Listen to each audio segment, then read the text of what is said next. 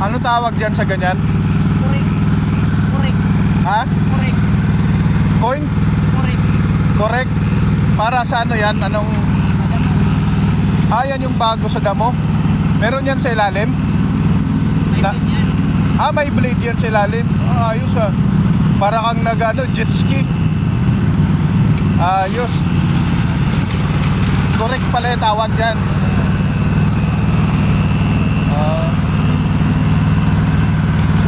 May blade pala sa ilalim. Ayos.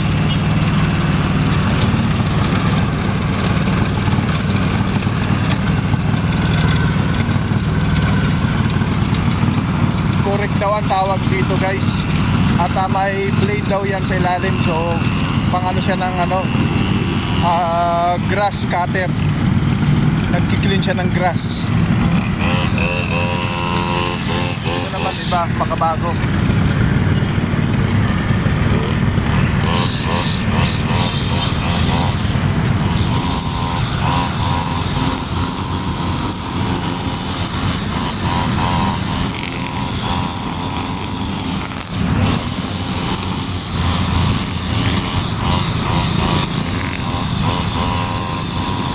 So yan guys, habang pag-ikot-ikot si kuya ay meron palang blade yan sa ilalim. So yan po yung nagkakat ng mga damo. Yan, para yung mga damo rito ay magiging hindi tumaas, magiging plain lang siya. At hindi siya magiging makapal. Yan po yun guys.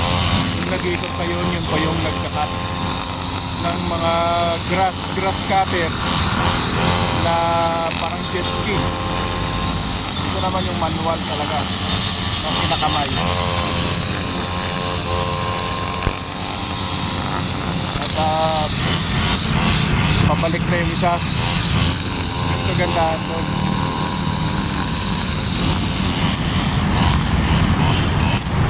Nakasakay ka habang ikaw ay nagtatrabaho. High-tech na talaga guys.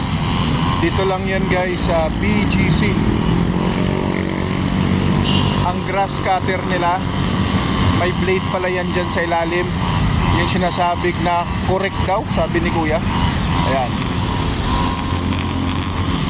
At yan, papunta na siya rito ulit. Ayun. At makikita nyo naman guys na medyo pinapantay niya na yung mga damo dahil makakapal na. Ayan, at papunta na siya rito. Ayun. Papunta na siya rito. Ayan, may blade daw yan sa ilalim guys. Ayos, high tech.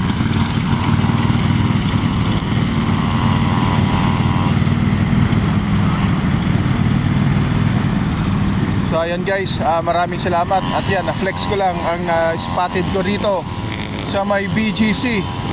Ikaw, namangha ka ba? High tech. Amazed na amazed ka ba ako? Namangha ako guys. Ngayon lang ako nakita ng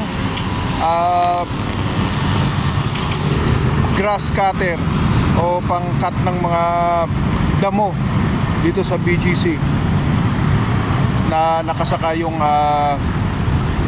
nagkakat ng mga damo. Thank you for watching and have a good day. This is Kuya Dan Vlogs. Please watch and subscribe. Maraming salamat.